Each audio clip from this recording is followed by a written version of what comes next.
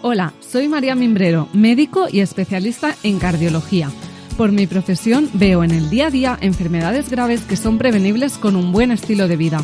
Por eso quiero ayudarte a cambiar de hábitos para que mejores tu alimentación, tu salud mental y tu estado físico.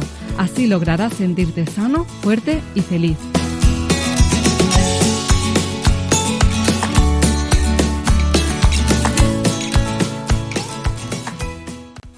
Bienvenidos una vez más a Cambia de Hábitos, el podcast en el que no paramos de aportar valor para mejorar tu salud. Hoy tengo el placer de entrevistar a Marcos Cartagena, una persona referente en conocimiento de la cultura japonesa gracias a todas las enseñanzas aprendidas en sus más de 16 años de conexión con Japón. En su libro El sistema Hanasaki nos resume sus conocimientos en 9 pilares para vivir una vida centenaria con sentido. Bienvenido, Marcos. Hola María, ¿qué tal? Bueno, Marcos, para empezar, cuéntanos un poquito qué te llevó a tener esta conexión con Japón, que llevas tanto tiempo. Pues siempre lo digo cuando me hacen esta pregunta, que fue una conexión de varios factores, ¿no? Varios puntos que se conectaron y al final me acabaron llevando hasta allí, ¿no? Al principio era una simple atracción por la cultura japonesa, me parecía como un país enigmático, con una cultura milenaria y muy diferente sobre todo a lo que conocíamos aquí en España. Y eso ya me llamaba, toda la parte de los samuráis, las geishas. Después yo empecé a practicar artes marciales, en concreto karate. Bueno, hice diferentes disciplinas como kickboxing, boxeo, taekwondo, hasta que llegué al karate Kyokushinkai y ahí descubrí que el karate tenía algo más que la secuencia de movimientos, que el deporte en sí, ¿no? Que había ahí una filosofía detrás del karate, una forma de vida. Y eso me impactó y me conectó mucho al arte marcial. Y luego me di cuenta de que la sociedad japonesa de alguna forma tiene esa filosofía en la misma sociedad. Esa filosofía del karate también la encuentras un poco en Japón en general. Y eso pues aumentó el nivel de atracción.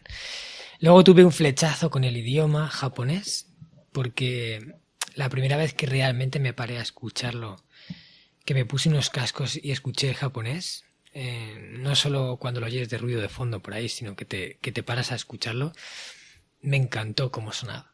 Me pareció un idioma súper bonito y pensé que sería genial hablarlo. Y el cuarto punto fue que, bueno, yo empecé a estudiar empresariales en la universidad, tema de económicas, tema de empresa, y se me ocurrió que digo, si aprendiera un idioma de Asia, pues chino, japonés o alguno así, sería como un elemento diferenciador con respecto de todas las otras personas que estudian empresariales, porque levantas una piedra y salen 5. Claro. O sea, es que hay mucha gente. Y dije, bueno, pues a ver, me gusta Japón, me gusta el japonés, me gusta el karate, ¿por qué no ir a Japón a estudiar y aprender el idioma? Esa idea entró en mi cabeza y ya de ahí en adelante trabajé día a día para hacerlo realidad, ¿no? Y estuve casi 10 años persiguiendo ese sueño, porque esto lo decidí con 18 y ¿Qué me fui pasada? con 27. No, y tener una idea y perseguirla, ¿no? Y una idea súper difícil, mi máxima admiración. Y luego por aprender japonés, que me parece, vamos, increíble que, no sé, admiro muchísimo a las personas que saben idiomas tan complicados. El japonés no es que sea un idioma complicado, es sobre todo que partiendo de la base de un idioma latino como nosotros, ir a ese idioma es tan diferente y te rompe tanto los esquemas que eso es lo que es complicado. Por ejemplo, un coreano que quiere aprender japonés lo tiene mucho más fácil que un español que quiere aprender japonés. Claro. Porque las estructuras de idioma tienen mucha más relación y han tenido conexiones en el pasado, con lo cual hay cosas que se parecen. Sí. Pero yo recuerdo que yo no era una persona con facilidad para los idiomas y cuando iba a clases de japonés, porque antes de irme a Japón estuve estudiando concienzudamente aquí en España, yo era de los peores de clase. De hecho, cada vez que me tocaba leer en público en japonés me ponía nervioso y era un desastre. Y salía de cada clase diciendo, yo no valgo para esto. ¿Quieres decir? Pero al final fui, de todos mis compañeros, de los que empezamos, fui el que más perseveré. El que me mantuve ahí y al final acabé yéndome a Japón. Y de entre todos, creo que soy el único que acabó hablándolo. O sea que incluso no siendo talentoso para los idiomas, si se persevera y se sigue con insistencia, pues se pueden lograr cosas que aparentemente son imposibles. Claro, de esto hablaremos, de hecho, porque bueno, esto tiene mucho que ver con el propósito, ¿no? Y luego intentaremos hablar un poco de esto. Pero bueno, os preguntaréis por qué estamos hablando de Japón, los japoneses, en un podcast sobre salud, ¿no?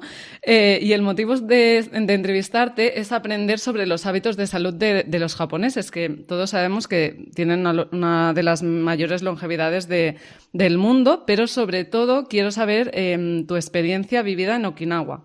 ¿Y por qué? Pues porque en este podcast no solo hablamos de ciencia o estudios puramente científicos, sino que el objetivo es ayudaros a vivir una vida plena, feliz y con significado. Y de ello saben mucho y muchísimo los habitantes de Okinawa. Además, yo personalmente soy una persona muy práctica y creo que a veces nos enfocamos en estudiar 1000 cosas muy concretas, como la proteína, la célula, el transportador, el neurotransmisor, cuando puede que aprender de personas que ya llevan una vida feliz nos puede aportar muchísimo más. Y por eso, ¿por qué la isla japonesa de Okinawa es reconocida como una de las zonas azules del planeta? Cuéntanos, Marcos, qué es esto de las zonas azules y por qué Okinawa cuenta con este título. Pues mira, en 2006 aproximadamente National Geographic realizó una investigación por todo el mundo junto con Dad Putner en la que identificaron que había 5 puntos en la Tierra, según ellos, donde la gente vive más allá que la media más alta, que la esperanza de vida más alta, que por cierto también la ostenta Japón. Esos 5 puntos están repartidos por el mundo. Hay en Costa Rica, en Italia hay otro, sí, en Estados Unidos hay otro. Y el más importante de los 5 está en Japón, en la zona del sur, en las islas de Okinawa. ¿Vale? Allí está el poblado de Ogimi, que tiene el récord Guinness como el pueblo donde mayor concentración de centenarios hay por metro cuadrado. ¿Vale? Por algún motivo, esas personas viven una vida más larga y sobre todo viven con una calidad de vida en comparación de cuando llegas a una edad pues de 80 o 90 años y aún así aparentan tener menos edad y viven con más energía, contraen menos enfermedades. Y es algo que a mí personalmente me interesó cuando lo descubrí y dije, ostras, qué fuerte, ¿no? Que esté esto aquí. Y al final decidí a irme por mi cuenta y aparte de lo que yo había podido investigar, que ya era bastante, pero quise verlo con mis ojos. Sí, me encanta tenerte aquí porque yo también cuando descubrí esto de las zonas azules, yo como médico, claro, yo quiero que la gente pues tenga bienestar, viva muchos años y viva bien, ¿no? Claro. Y claro, a veces es esto, nos ponemos a estudiar sobre medicamentos, cómo evitar la hipertensión, cómo hacer que la gente no muera, que es para lo que está enfocada sobre todo la medicina ahora. Y mi enfoque es más cómo podemos hacer que la gente esté bien y que no tenga enfermedades, ¿no? Y conocer que hay estilos de vida de personas que no están estudiando nada, pero que les va súper bien.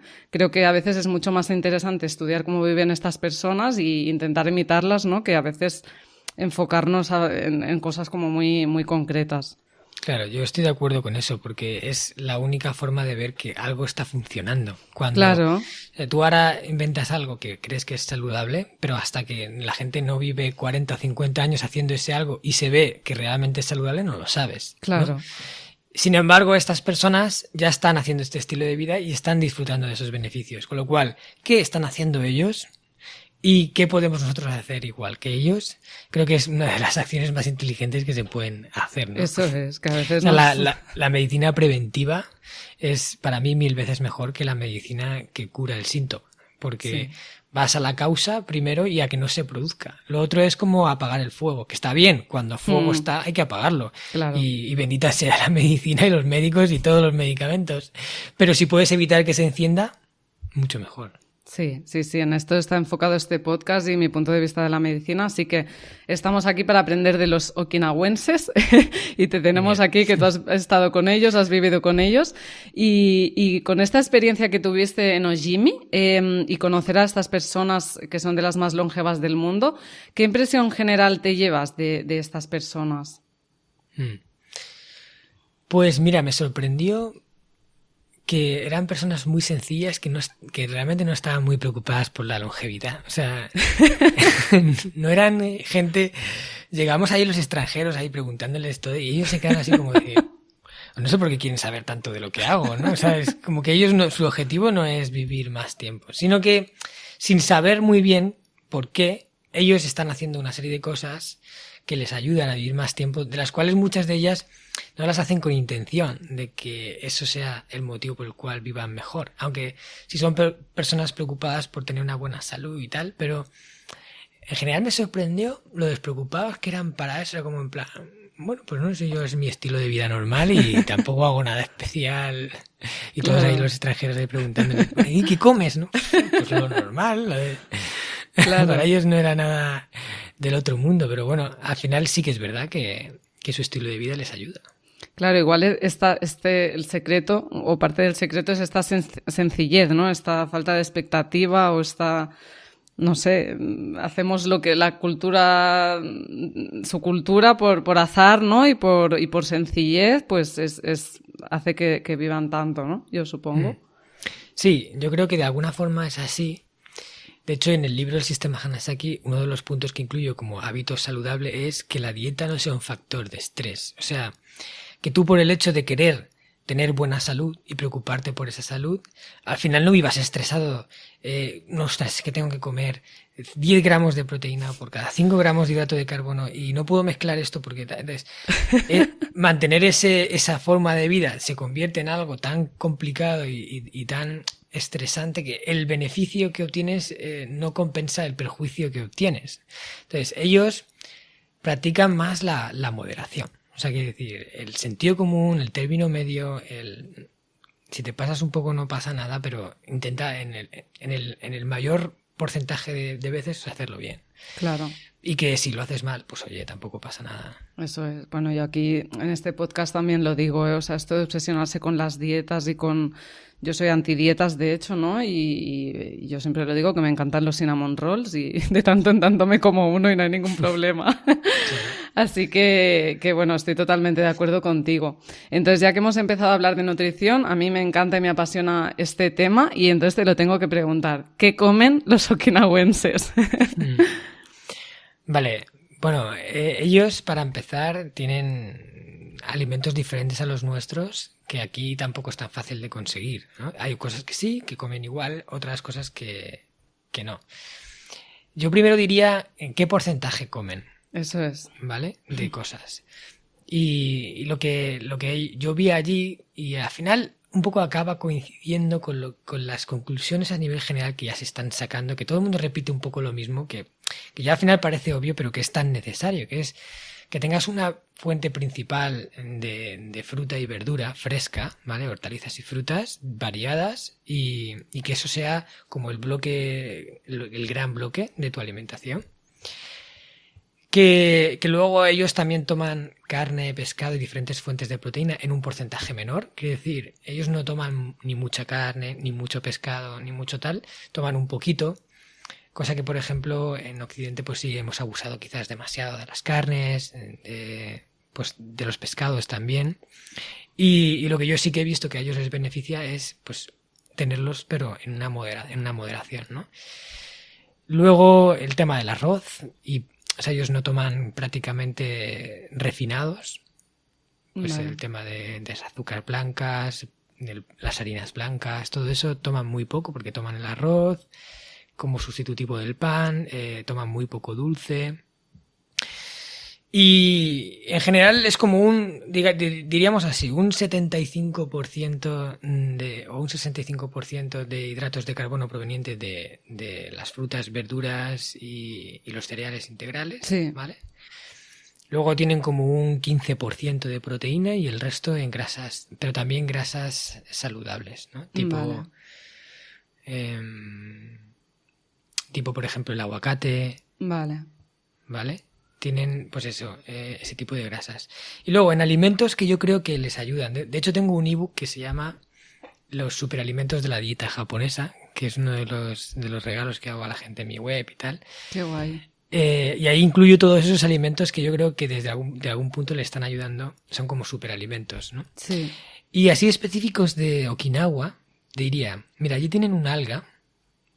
Una de las cosas que descubres cuando vas allí, ¿no? Sí. Y lo ves, que se llama el mozuku.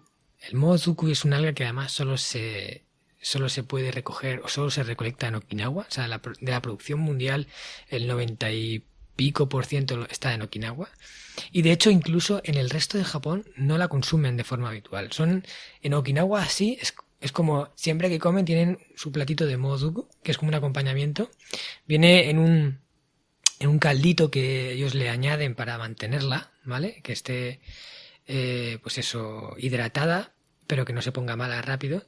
Y por lo visto o sea, dicen que es la leche en cuanto a propiedades. De hecho, la llaman el tesoro de Okinawa. Y eso lo toman muy habitualmente.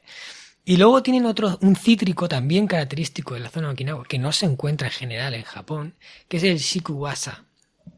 Es una especie de mezcla entre mandarina y limón, que parece ser que también tiene muchas propiedades. Y allí lo toman de forma habitual porque tienen ese árbol. Es un árbol que tiene difícil cultivo, porque hasta los 15 años de edad el árbol no empieza a dar fruto. Con lo cual, producir o sea, exportar ese cítrico a otros lugares requiere mucho tiempo de inversión para que empiece a dar, ¿no? Y ahí tienen una industria muy pequeñita, pero que abarca la zona de Okinawa, en la cual hacen productos relacionados con, o sea, gelatina de shikuwasa, zumo de shikuwasa, muchas cosas orientadas a la salud que hacen con eso. Vale. Y está buenísimo, ¿eh? O sea, es un sabor característico. Luego el tema de los fermentados, ahí en Japón es muy común. El tofu es una cosa del día a día, la sopa de miso, que es también la soja fermentada, el natto, que es las alubias de soja también fermentada, que eso es solo para japoneses, porque de verdad, si no te has criado comiendo eso, es imposible abarcarlo, porque tiene una textura pegajosa Pero también dicen que tiene un montón de propiedades, porque los fermentados probiótico, ¿no? Las isoflavonas y una serie de probióticos que ayudan a proteger el organismo. La raíz gobo, que también es una raíz que utilizan mucho ahí en los tubérculos, también se consumen ahí bastante, como el boniato, que ahí lo llaman el yaga imo. No, esa es la patata. Bueno, ahora mismo no recuerdo el nombre. Sí. Pero había visto que sí, que realmente gran parte de su dieta son los tubérculos y realmente el boniato es como una cosa súper básica de allí, ¿no? El boniato lo comen de forma habitual y sobre todo esta raíz que te digo, que es una raíz alargada, oscura, que la utilizan mucho en ensaladas. La cortan a tiritas y la ponen junto con zanahoria y otros condimentos en una ensaladita que hacen que está riquísima. Y también, según los japoneses, es un alimento que aporta mucho valor a la salud. Vale. Bueno, súper interesante. Y yo creo que como resumen, ¿no? Porque no nos vamos a comer el alga de Okinawa, ¿no? O sea, para práctico para nuestros escuchantes. Al final, ¿qué comen? Pues que la mayoría de lo que comen está basado en plantas, ¿no? Carne y pescado con moderación. Y luego que parece que hay muchos probióticos, ¿no? O sea, mucho alimento bueno para nuestra microbiota, ¿no? Que cada vez se sabe pues, que tener a nuestra microbiota saludable es fundamental para prevenir enfermedades. Entonces, los probióticos que provienen de las plantas y de los fermentos pueden hacer que tengamos una vida más longeva. Y luego, otro factor puede ser cómo lo cocinan, o también pues el papel que tiene el huerto, ¿no? En sus vidas, ¿no? Que realmente es verdura fresca, ¿no? Siempre de su propio huerto. Eso o sea, son dos puntos importantes. Ellos comen mucho al dente, o sea, mucha comida al dente, no muy cocinada. Claro.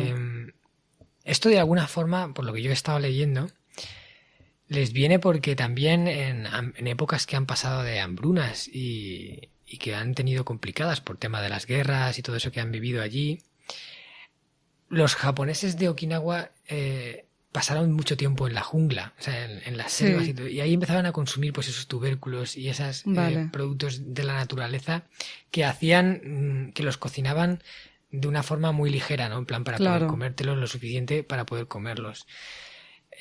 ahí tienen un tipo de comida que se llama nabe, que es como como un estofado, pero lo hacen con productos que se cocinan muy rápido. No son como patatas y zanahorias y tal, que requieren una cocción bastante fuerte para que se ablanden, Sí. sino que lo ponen en el centro de la mesa, como un hornillo, ponen en la olla con el caldo que ya hacen y le echan las cosas y le ponen a hervir. Y mientras están preparando un poco lo de la cena, todo el estofado se hace solo, en nada, en 15 minutos. Entonces luego ellos van cogiendo directamente la olla y poniéndoselo en cuencos más pequeños, pero son pues esos setas que le añaden ahí, como una especie de col que también le añaden, tofu, todo eso son cositas que se hacen rápido y que se hacen a un fuego relativamente bajo, porque no lo meten a presión, a olla a presión.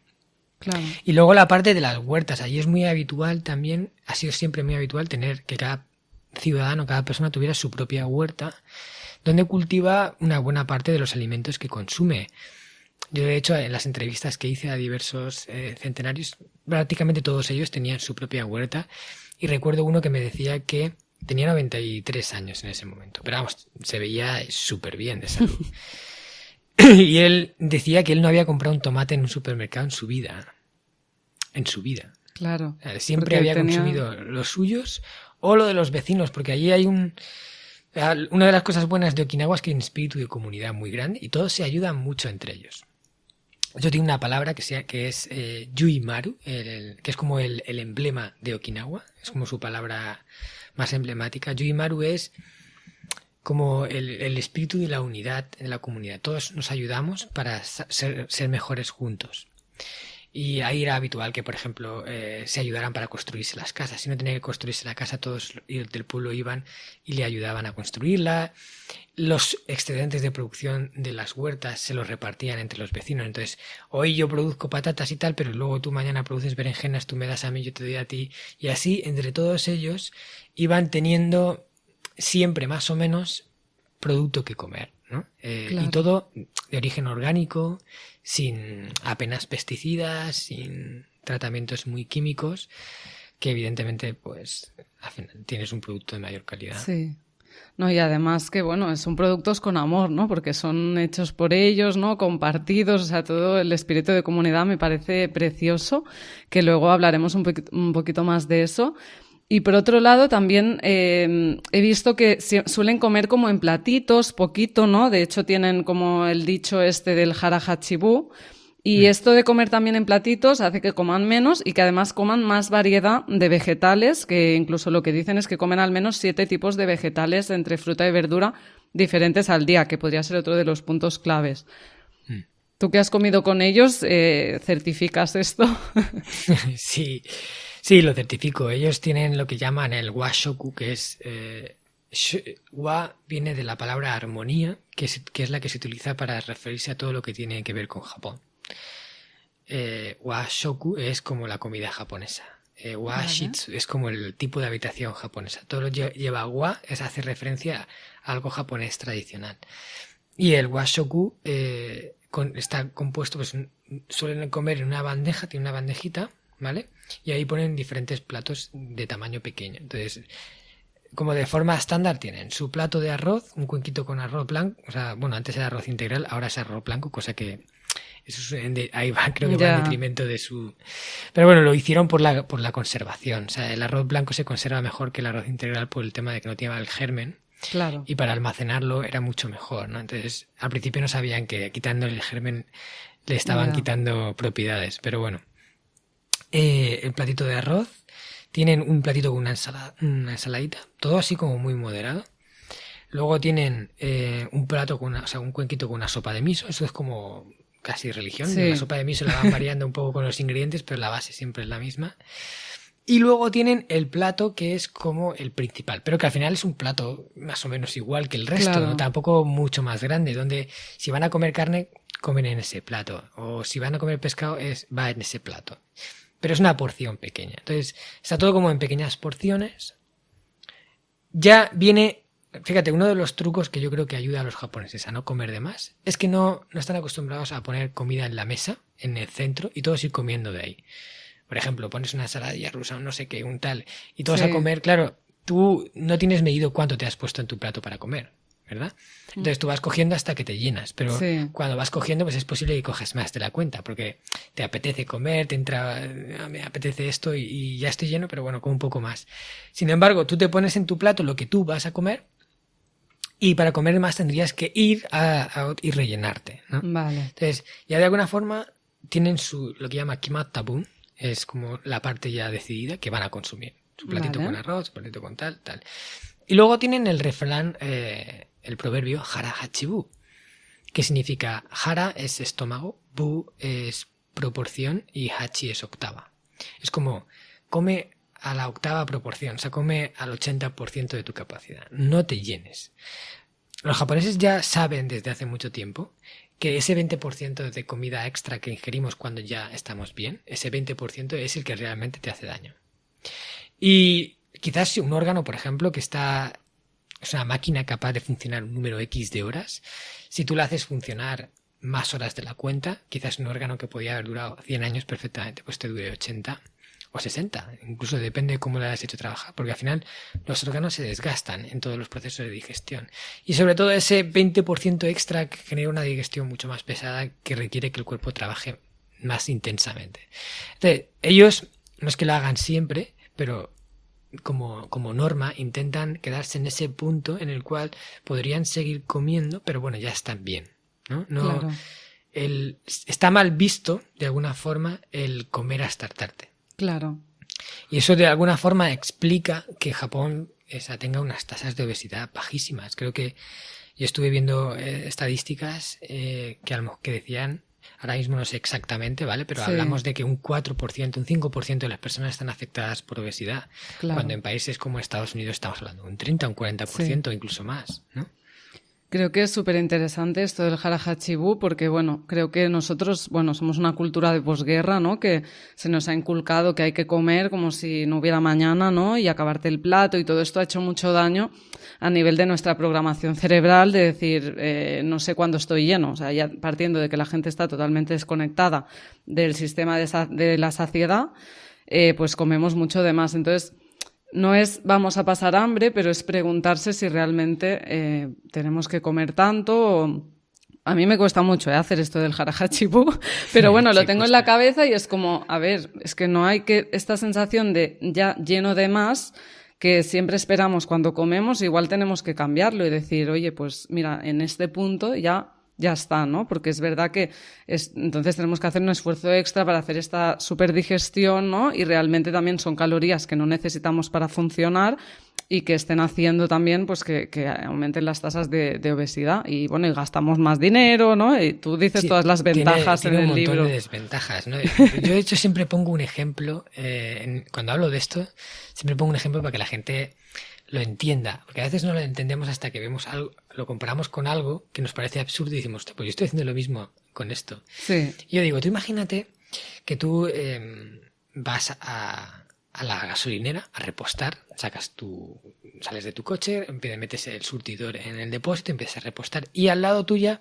hay otra persona que también está repostando. Pero es que esta persona tiene una afición muy curiosa, que tú no tienes, porque tú no eres así, ¿vale? Pero él disfruta mucho llenando el depósito, ¿vale? O sea, a él le encanta llenar el depósito, de hecho, llega ahí, es un momento especial del día, mete el surtidor, disfruta de cómo entra la gasolina, del olor, tal. Entonces, cuando llega al final, cuando ya llega al tope, ha llenado su depósito, pero está disfrutando tanto que no quiere dejar de llenar, ¿no? Entonces sigue metiendo y el depósito desborda. ¡Pum! Y sale la gasolina por fuera, le mancha el pantalón, mancha el suelo, le mancha el coche, empieza a gastar de más. O sea, ya podía haber llenado con 60 euros, pues sigue corriendo el surtidor y entonces tú lo ves y dices, ¿pero qué hace? O sea, ¿qué hace este?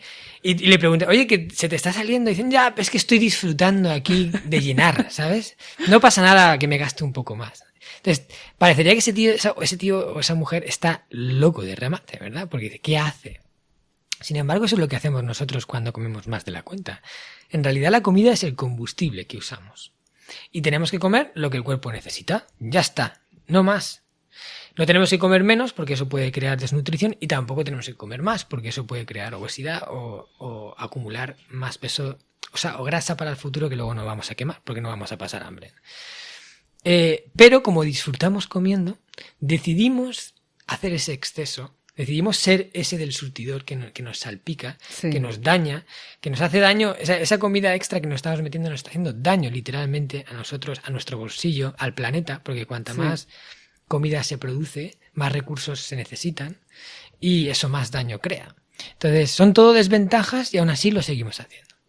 Por eso digo, Sí. pongo este ejemplo y, ostras, es verdad, ¿qué sentido tiene comer de más? Sí, sí, no, Marcos, con este ejemplo no tengo nada más que añadir. O sea, yo creo que ha quedado claro y no hay que decir nada más. Pero bueno, entonces cambiando de tercio, que creo que hemos hablado mucho de cómo comen y lo que comen los okinawenses, pasemos al tema de la actividad física. ¿Qué tipo de actividad física realizan los okinawenses y sobre todo los más longevos? Bueno, yo lo que vi allí es que no son muy dados a practicar deporte, o esa es la impresión que me dio, o sea, de ser deportistas, como aquí nosotros tenemos el hábito muy saludable, mucha gente cada vez más de hacer deporte, salir a hacer deporte, salir a correr, pero ellos suplen eso con actividad diaria. Son personas muy activas. Entonces, aunque no están haciendo deporte en plan voy a salir a correr o voy a hacer unas flexiones o una gimnasia, etcétera, si son personas pues que llevan su huerta, por ejemplo, que están todo el día pues haciendo cositas, salen a caminar con los amigos, caminan distancias, porque además una de las cosas curiosas es que los poblados estaban muy separados uno, o sea, es una zona pequeña de 3.000 y pico habitantes, pero las zonas residenciales están divididas en pequeños barrios y separados por la jungla. Entonces, ahora ya tienen más coches y motos y cosas así, ¿no? Pero antes pues la bicicleta y andar entre las diferentes zonas era muy habitual, con lo cual caminaban mucho, ¿vale? Y en general tenían un nivel de actividad alto. Vale. Con lo cual, pues el cuerpo está activo, es una actividad saludable, quiere decir, no es un deporte agresivo para el cuerpo, Claro. porque hay deportes, mira, yo conozco gente que corriendo se ha hecho hernias discales Sí. y se ha destrozado las rodillas. Hay deportes que sí, por un lado te aportan un beneficio y por otro lado te pueden dañar. Entonces es importante a la hora de elegir qué actividad haces que sea algo que te aporte un beneficio y no un detrimento. Claro. Yo creo que lo interesante aquí es que, bueno, están continuamente moviéndose, ¿no? Que realmente el ser humano, pues la genética espera eso de nosotros, ¿no? O sea, nosotros en el pasado estábamos continuamente moviéndonos, que si vete a recolectar, que si vete a cazar, que si vete a, yo qué sé, estábamos todo el rato moviéndonos, ¿no? Igual que el resto de animales. Y lo que nos está haciendo mucho daño es el sedentarismo. Entonces Eso sí es. que nosotros que estamos todo el día sentados, tenemos que intentar hacer la máxima actividad posible y luego el momento que hacemos deporte, pues oye, darle un poco más de caña, ¿no? Pero sí que, claro, los okinawenses, el secreto es este, ¿no? Moverse continuamente y esto, pues bueno, es súper beneficioso, yo creo, a este nivel de que es continuo, ¿no? Porque, claro, aquí estamos sentados 23 horas y si una hora hacemos ejercicio, pues bueno, al menos darle Claro, un poco. el sedentarismo es una cosa realmente moderna, porque antes el ser humano no se podía sentar Claro. a esperar A las recibir. cosas, ¿no? O sea, ahora sí, pues porque hay ordenadores, porque hay tal, y entonces tú te sientas y trabajas en el ordenador, pero antes todo el trabajo era físico. Entonces, Claro. ellos estaban acostumbrados a eso. Que ojo, yo no voy en contra del deporte, yo lo promuevo y Sí, quiero que sí, la sí, gente sí, lo sí, haga, sí. sobre todo porque vivimos en un mundo que estar en tener esa actividad como tienen los okinawenses o han tenido siempre es complicado. Si trabajas enfrente de un ordenador, por mucho que quieras no puedes tener ese nivel de actividad, Claro. con lo cual luego tienes que compensarlo haciendo un deporte un poco más intenso cuando sí tienes el hueco. Pero otro punto que yo creo que es fundamental es que incluso a avanzadas edades siguen con esa actividad, ¿vale? Sí. Yo lo que veo un poco en las sociedades más occidentales es que cuando llegas a una edad avanzada parece como que ya eres viejo y ya tienes que descansar, que tienes que, ¿sabes? Sí. Ir al ritmo de ser un anciano. Sentarse Y a hay ver mucha el gente, Sálvame. claro, hay mucha gente que directamente se va a la plaza del pueblo y se queda ahí sentado la mayor parte del día. Y sin embargo, la gente de Okinawa, pues era gente que veía su vida, todavía hay muchas cosas por hacer. Yo recuerdo perfectamente una conversación con una anciana de 99 años de edad que se llamaba Sumiko-san. Y Sumiko, pues eso, vivía sola, se hacía todas las tareas de su casa, se levantaba cada día a las 6 de la mañana para hacer una tabla de ejercicios matutinos que llevaba repitiendo 70 años consecutivos. Una pasada. Tenía una huerta que ella misma hacía las tareas de la huerta y cultivaba una buena parte de los alimentos que consumía cada día. Y sobre todo hablaba de su vida como todavía lo que me queda por delante. Y yo en ese momento dije, ostras, ojalá yo también pudiera llegar a una edad avanzada. No sé si 99, pero una edad avanzada. Pero sobre todo llegar con esa actitud de querer morirte con las botas puestas. Claro. Es que, bueno, de esto hemos hablado también en este podcast, sobre todo en un episodio con Miquel Izquierdo, que es, bueno, hablamos sobre cómo envejecer, ¿no? Y el papel del ejercicio en el envejecimiento. Y tenemos que desterrar totalmente esta idea de que cuando te jubilas ya es sentarte en el sofá, ¿no? O sea, no. Hay que mantener la actividad, no hay ningún límite para seguir haciendo actividad física y contra más sigamos, mejor estaremos. Y esto lo veo cada día en el hospital. Los hospitales están llenos de gente mayor que no se puede mover, no se pueden levantar. Y no sabes lo triste que es eso y ver cómo hay un deterioro funcional simplemente porque no están practicando pues la musculatura, ¿no? O sea, ejercicios de musculación. Y bueno, los okinawenses pues son un ejemplo de que no hay que cesar en esta actividad física. Y luego, por otro lado, lo interesante aquí también es como estamos haciendo una vida sedentaria, hay que intentarse, aparte de la hora que hacemos de ejercicio, intentarse mover lo máximo. Es decir, si te levantas al baño, pues intenta hacer unas sentadillas, sube siempre por las escaleras, date un paseo, o sea, intenta moverte lo máximo de actividades normales como caminar, subir escaleras y así, ¿no? Porque así mantenemos el cuerpo también en forma, que es lo que hacen los okinawenses, ¿no? Moverse. Claro, totalmente. Y luego, bueno, pasando ya a otro tema más de la naturaleza, que a mí me encanta el contacto con la naturaleza y soy defensora de que esto es básico para la salud. ¿Qué papel crees que tiene el contacto con la naturaleza en la vida de los okinawenses y también el papel en Japón, ¿no? de los baños de bosque, que ha sido también muy investigado?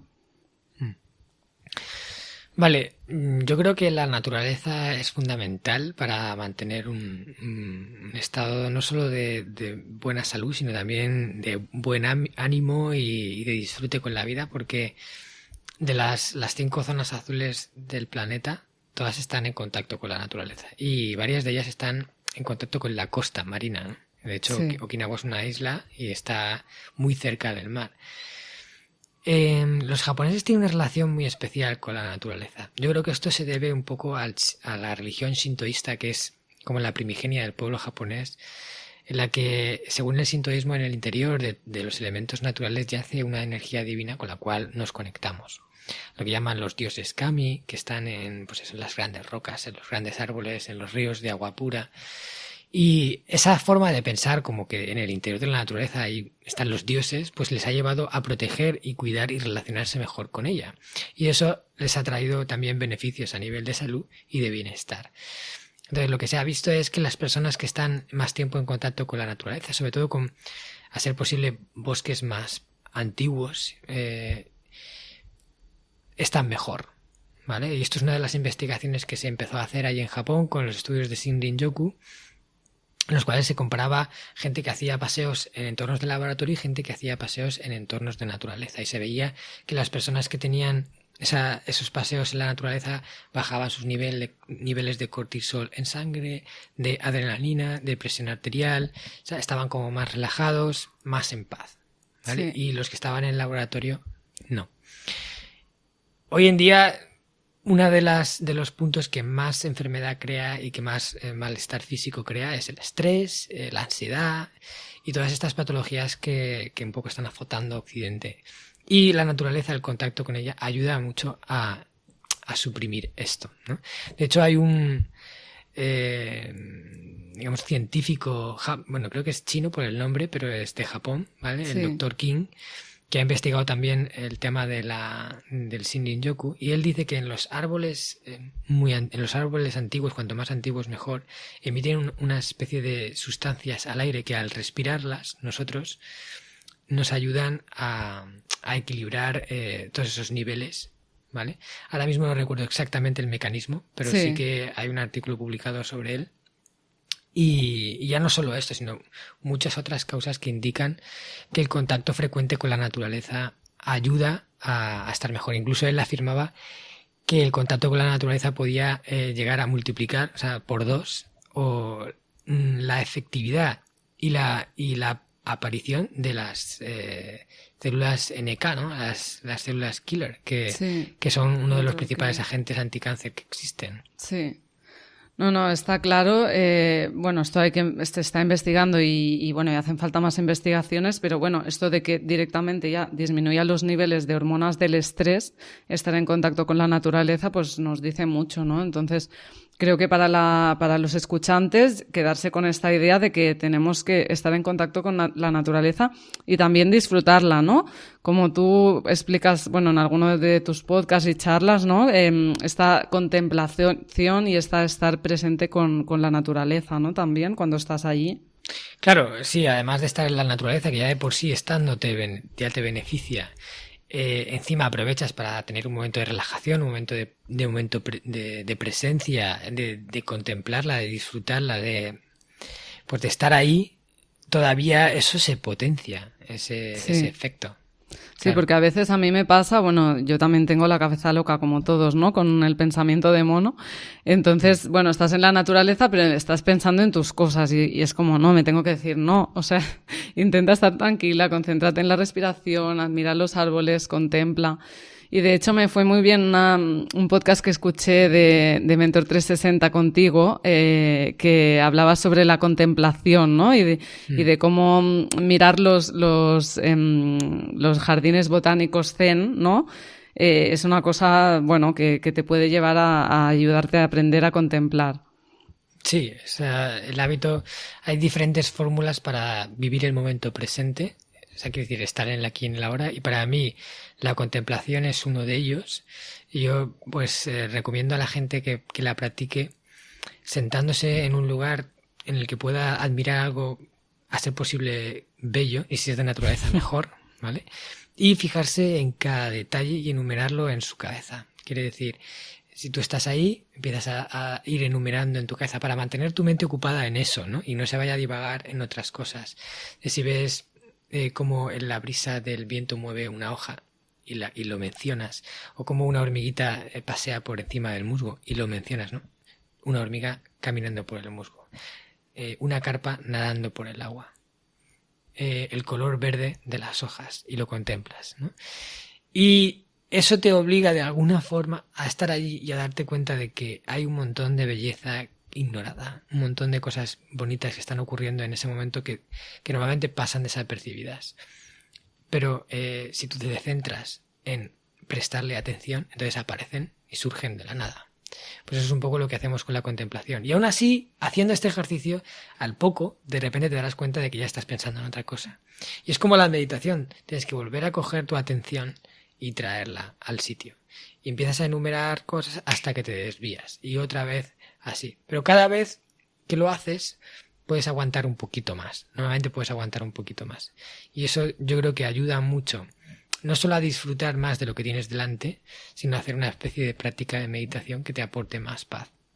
Sí, yo creo que es un truco buenísimo, yo lo he practicado y de hecho estuve, bueno, como en un río, en un pueblo idílico del Pirineo catalán, sentada en las rocas, escuchando el ruido del río y simplemente observando las hojas y todos los detalles de cada hoja, ya es como que se te abre como un mundo nuevo, ¿no? Es como me he estado perdiendo esta belleza, ¿no? Lo que has dicho, te pasa inadvertida la belleza. Y claro, creo que también es parte de la experiencia humana, ¿no? Ir descubriendo estas cosas. Claro, yo siempre digo que a veces vamos caminando y a lo mejor vemos que hay un punto rojo en el suelo, es una pequeña florecita. Pero si tú te acercas a ese punto rojo, que simplemente es una nota de color, y la miras con detalle, verás que tiene una cantidad de matices increíbles que no habías visto, porque la distancia te lo impedía, ¿no? Pues eso ocurre constantemente. Sí. Y a practicar esto de la contemplación, que a lo mejor es coger y decir, estoy andando por el monte y digo, venga, va, 5 minutitos, me voy a sentar aquí y voy a contemplar este paisaje que ahora mismo veo y que me parece. Entonces empiezas a hacerlo de forma concienzuda y lo integras como hábito, de repente el mundo se hace mucho más grande. Sí, y de hecho eso es vivir, ¿no? Porque vivir es vivir el presente. O sea que contemplar es vivir. Bueno, luego otro punto que quería tocar que es súper importante, que antes lo has mencionado, es lo de los Moai, ¿no? La importancia de las relaciones sociales y los grupos de amigos que tienen los okinawenses. Cuéntanos un poco sobre esto, que es súper interesante.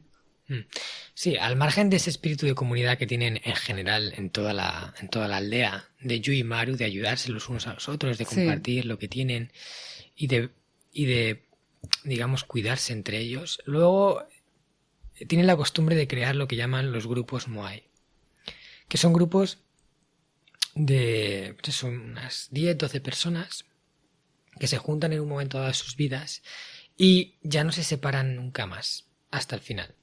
O sea, hay un compromiso muy férreo una vez que entras en un Moai por mantener la actividad en el grupo hasta el final, ¿no? Entonces se crean unos vínculos muy fuertes dentro de ese Moai, de gente que se cuida, que se apoya, que se respeta, que con los que pueden compartir los malos momentos y los buenos momentos.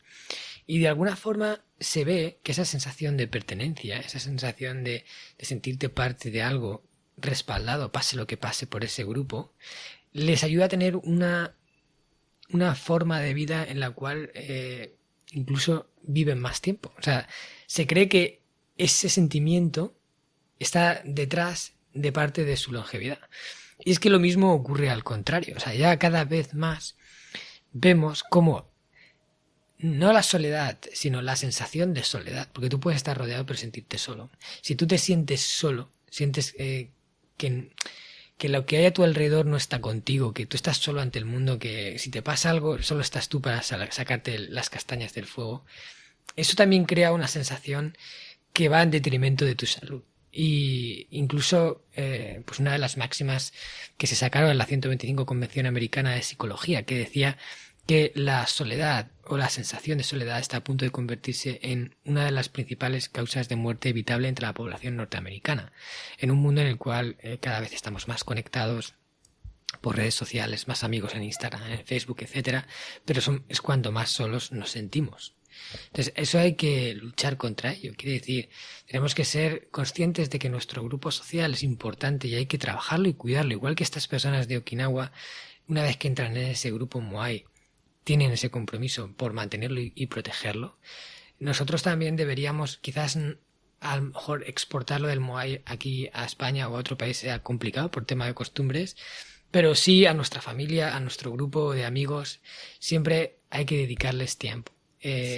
Porque la gente es de las cosas más importantes que vas a tener en la vida, las personas. Totalmente, me parece precioso y de hecho, bueno, está demostrado científicamente que la soledad es una causa de mortalidad y de morbilidad, o sea, de enfermedades y, bueno, yo te puedo decir que lo veo en el hospital, ¿no? Y también es esta sensación de desconexión, de no pertenencia, ¿no? De que no perteneces a ningún lugar, esta sensación de separación, ¿no? También de los demás y de que nadie te entiende y que nadie te va a ayudar.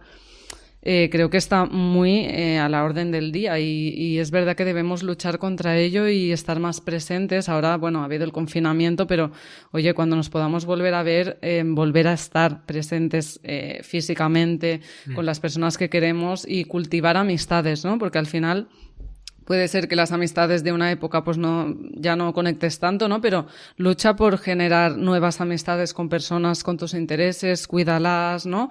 Y creo que esto es importante para la salud mental y física, así que seguro que es uno de los factores que hace que tengan esta longevidad los okinawenses. Claro, yo creo que también vivimos en un mundo en el que estamos quizás muy centrados en la parte profesional, en la parte de lo que hacemos, de lo que estamos aportando, quizás de nuestro trabajo, y a veces dejamos de lado un poco esa parte de los círculos sociales, de las amistades, de atender a la familia, porque como ya siempre hay tiempo, más adelante lo haremos, o sea, dejamos para más adelante, ahora hay que concentrarse en esto que es lo urgente. Sé que las personas somos muy buenas apagando el fuego urgente, pero somos malas gestionando las cosas importantes de la vida. Sí. Y esto en Okinawa lo tienen muy claro. Ahí invierten una cantidad muy grande de tiempo en compartir con las otras personas, en sentarse todos a hablar, ir a ver a este grupo de amigos que está en este otro pobladito y pasarse la tarde con ellos y las horas aparentemente muertas, pero les genera... Al final, cuando tú tienes una moral alta, de forma constante, tienes el cuerpo más fuerte. Al final el sistema inmunológico también se puede deprimir. Sí. Si una persona está en depresión, una persona que tiene depresión, uno de los problemas que tiene es que su sistema inmunológico también se deprime. Sí. Y su sistema de defensa se deprime también, con lo cual es más fácil luego contraer enfermedades o que las enfermedades te afecten más. Tienes una moral alta, tienes energía y te sientes fuerte, Sí. también tu cuerpo te acompaña ahí, con lo cual enfermas menos. Sí. Tener buenas amistades y un buen círculo social fuerte te sube la moral, te hace sentir bien y eso apoya con tu cuerpo. Sí, o sea, el humor, tener un buen humor, un buen ánimo, o sea, esto está demostrado también que hace pues que vivamos más, que funcione mejor el organismo, que los neurotransmisores funcionen correctamente y bueno, estamos viviendo en una sociedad en la que la gente pues toma ansiolíticos, la gente está deprimida, está ansiosa.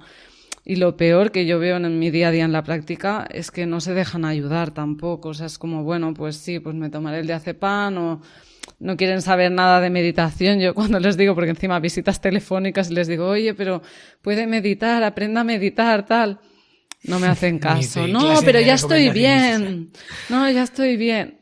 Bueno, es triste, pero bueno, tenemos que ir cambiando el paradigma y eso, fijarnos en la gente que le va bien y hacer pues lo que ellos hacen, ¿no? Y luego, para dar una pincelada del tema del propósito de vida, del Ikigai, cuéntanos un poquito en qué consiste y la importancia que tiene para los okinawenses. Vale, el Ikigai es una palabra japonesa que no tiene traducción al español.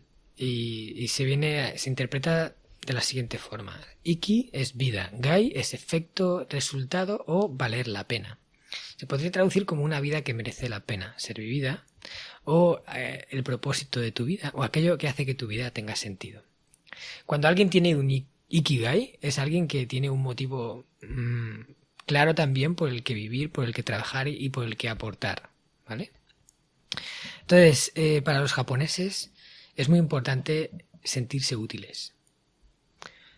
De hecho, cuando un japonés siente que no está siendo, digamos, beneficioso para la comunidad o está siendo útil para que la comunidad funcione mejor, eso se ha visto que también como que le deprime, que también le hace tener esa moral más baja y de alguna forma también acaba afectándole a la salud.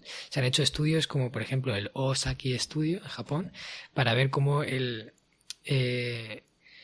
cómo la sensación que una persona tiene al afirmar o sentir, porque esto es algo subjetivo, pero si una persona siente que ha encontrado un Ikigai, una razón más allá de su familia, más allá de hacer las cosas que le gustan, sino algo que pueda entregar al mundo para hacer el mundo un lugar mejor y tiene ese propósito, pues esas personas viven más, tienen menor tasa de mortalidad prácticamente por todas las causas y también algo muy curioso es que esas personas solían estar mejor a niveles de situación laboral, situación de pareja, situación social, en diferentes ámbitos que aparentemente no tienen relación con el propósito de vida, pero al encontrarlo, al sentirte válido, al tener algo por lo que luchar que hace que tu vida, o sea, de alguna forma cobre más sentido, también te equilibraba en otras áreas diferentes.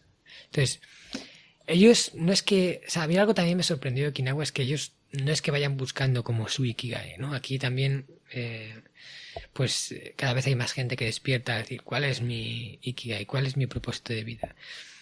Pero sin embargo, ellos sí necesitan tener algo por lo que vivir. Al final, todos necesitamos tener un sentido que haga que todas las piezas del puzzle encajen. Y de hecho, cuando el ser humano no tiene respuesta a esa pregunta, se crea un profundo vacío interior que puede llevarte a la depresión. Hay mucha gente que se deprime, su causa de depresión es que no encuentra el sentido de su vida, no sabe qué puede hacer, que no se siente útil para la sociedad. Entonces, una tarea fundamental yo creo que de las personas es encontrar ese porqué y que sea algo que digas, bueno, vale la pena invertir mi tiempo, una gran parte de mi tiempo en eso. Sí, porque sí. Cuando llegue el final y sienta que lo que he hecho ha sido todo lo que hay detrás, diga, bien, no cambiaría nada, ¿vale? Sí, yo os diría que a los que nos estáis escuchando que nos rompáis la cabeza, pero que os quedéis con esta idea y bueno, vayáis explorando, ¿no? Yo la primera vez que escuché esto del Ikigai pensé, no, esto no va conmigo porque yo soy médico, yo tengo mi trabajo y yo ya estoy muy bien, ¿no? Pero poco a poco fui pensando, fui investigando, fui tal, y al final he encontrado mi propósito. Y la verdad que te puedo decir que hay un antes y un después en mi vida, porque ahora hay algo que me atrae a seguir hacia adelante, ¿no? Con un proyecto que pues es complicado, ¿no? Pero me despierto cada mañana y digo, es que no hay vuelta atrás, es que yo ya he puesto esto en marcha y no hay vuelta atrás, ¿no? Y bueno, y en mi trabajo, bueno, a mi alrededor, ¿no? Veo pues muchas personas apagadas, grises, ¿no? Almas apagadas, ¿no? Porque cada día es lo mismo, otra nómina y no hay ningún motivo por el que vivir, ¿no? Y esto está haciendo que haya mucho burnout syndrome, ¿no? La gente está quemada, la gente está infeliz, o sea que esto también nos lleva a un malestar interno y a este vacío interior, y como en este podcast promovemos el bienestar, creo que es importante, ¿no? Que pensemos en esto, que si nos resuena, pues investiguemos un poquito más, y puede ser una cosa sencilla, ¿no? Que decías, los okinawenses tampoco tienen grandes propósitos, ¿no?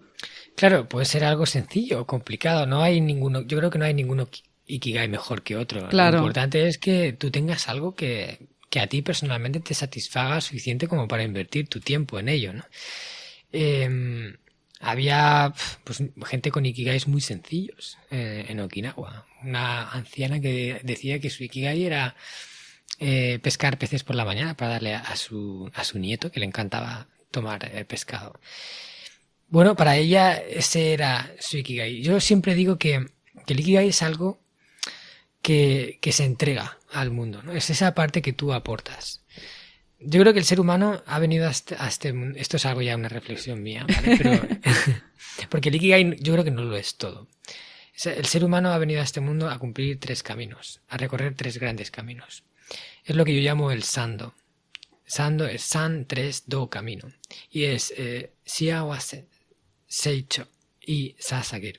Entonces, esos 3 caminos son ser feliz, aprender a ser feliz, que eso es Shiawase. Seicho significa crecimiento, es tratar de mejorar a nivel personal, de crecer, de convertirte en una persona más evolucionada mañana de lo que ya eres hoy.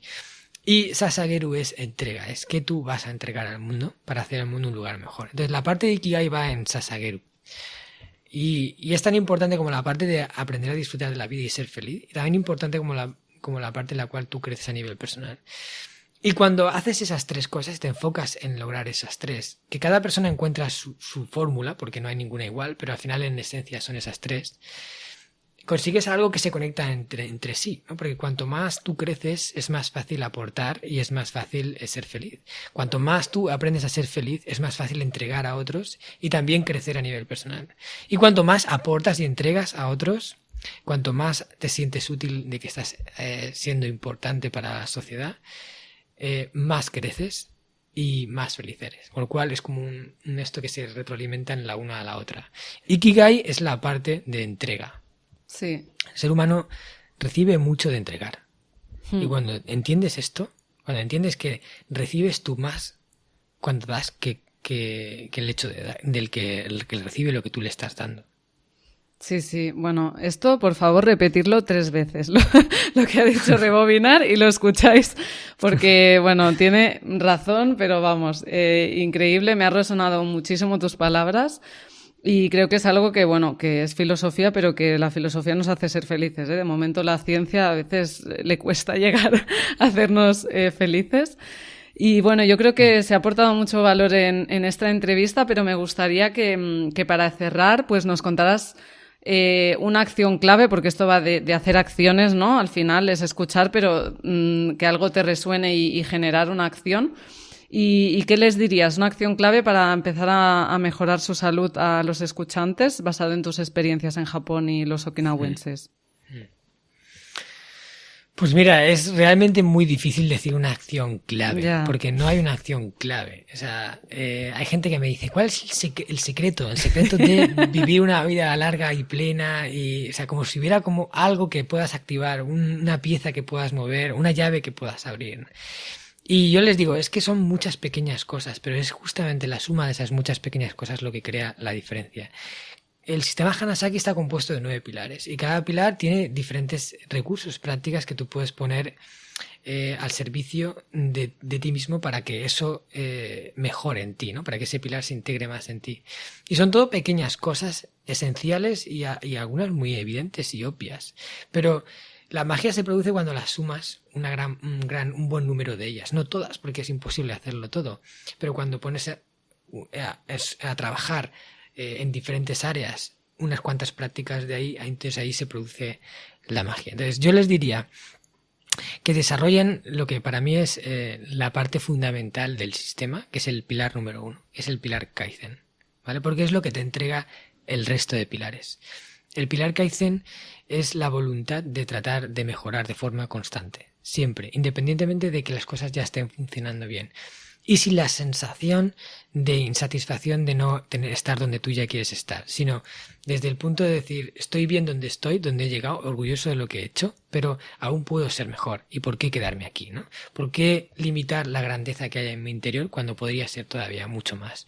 Cuando tú adoptas la mentalidad Kaizen en todo, quiere decir, quieres ser mejor, quieres hacer las cosas mejor, quieres prosperar, ¿vale? Entonces lo demás viene después. Si ya tienes esa voluntad, pues al final acabarás entrando en tus hábitos de salud y mejorando, entrarás entrando en tus hábitos de paz interior, en todo eso, en ese campo, y lo acabarás mejorando, y así uno detrás de otro todos los pilares irán entrando a ti, pero todos pasan por adoptar la mentalidad de mejorar de forma constante. Kaizen. Muchísimas gracias por estas palabras, porque esto es un problema que yo me encuentro mucho en los pacientes, ¿no? Que es que no tienen esta voluntad de cambio. La gente está muy cerrada a mejorar. Es como, yo ya soy así, yo ya no hay otra manera, no me puedo alimentar de otra manera, no me puedo mover más, no. Entonces esto está muy instaurado, yo creo, en nuestra sociedad, ¿no? Y creo que hay que romper barreras, salir de esta cárcel ¿no? Porque al final es una cárcel que te autoimpones, ¿no? De yo no puedo ir más allá, ¿no? Claro. Y pensar que realmente pasito a pasito puedes ir mejorando, ¿no? Es lo que te va a hacer al final conseguir estar sano, conseguir ser feliz, conseguir la paz interior. O sea que, por un lado, que empiecen con el Kaizen, y luego otra acción que mientras hablaba se me ha activado es que se compren tu libro. Esto es una acción también. Si lo compran y le quieren leer y quieren poner en práctica claro. Los recursos que hay, yo creo que también les puede ayudar. Claro. Es una forma de alcanzar ese estilo de vida que yo creo que te puede entregar una vida larga, con propósito, bienestar y en equilibrio, y yo creo que es la vida que todos querríamos tener. De hecho, yo utilizo el sistema Hanasaki como mi medio de vida. O sea, es como una guía. Claro. ¿Vale? Y una vez que la tienes, pues ya sabes lo que tienes que hacer. Tienes que ir prosperando en ese sistema, en esos 9 pilares, cuanto más mejor. Y ir subiendo. Si ahora estás en un 40% del sistema, pues vas al 50, vas al 55, al 60, y cada vez que subas, todo irá mejorando. Es como que todo irá cogiendo forma, cada vez te sentirás mejor, cada vez tendrás más energía, te sentirás más en equilibrio. Fíjate, una de las cosas que yo peor trabajadas tenía era la paz interior. Yo era una persona también pues con una mente de mono muy fuerte, que sufría mucho a nivel mental por cosas que me pasaban, por las vueltas que le daba a la cabeza, pues lo que nos pasa a mogollón de personas en este mundo. No estás solo. Y resulta que fue uno de los puntos que más trabajé del sistema Hanasaki. Y ahora, cuando a la gente me dice lo que le parece el podcast, lo que le parece, lo que yo transmito cuando hablo, lo que ellos perciben de mí, muchas personas me dicen que les transmito paz y tranquilidad, y que me escuchan en el podcast y dicen, es que es como un momento del día de calma. Y eso era lo último que yo tenía antes. Claro. Es decir, las cosas se pueden conseguir.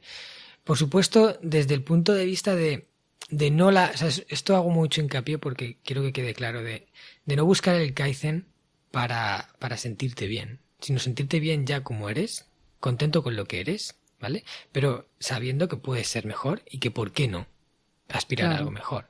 Entonces, desde la satisfacción personal del camino que ya has recorrido, ir hacia adelante y no buscando cuando sea así, entonces podré estar bien. Porque entonces nunca estarás bien. Siempre habrá un paso por delante al que podrás llegar.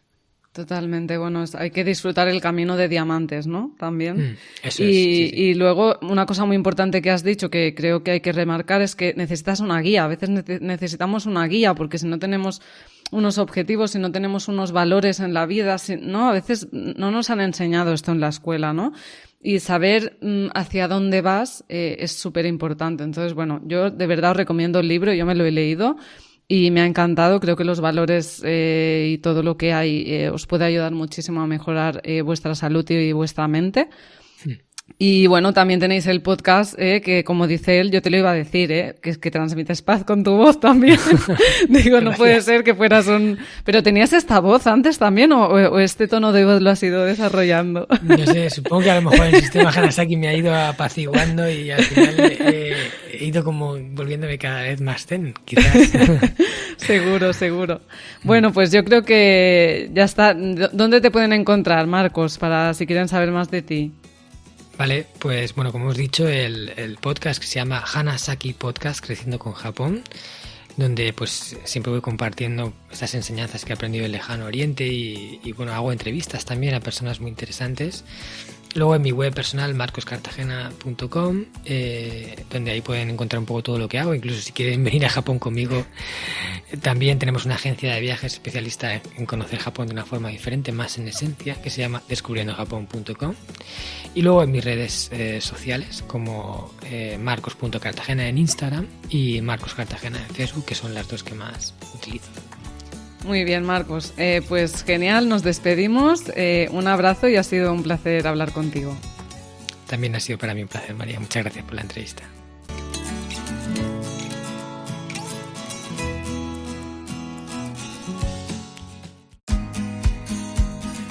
Y hasta aquí el podcast de hoy de Cambia de Hábitos.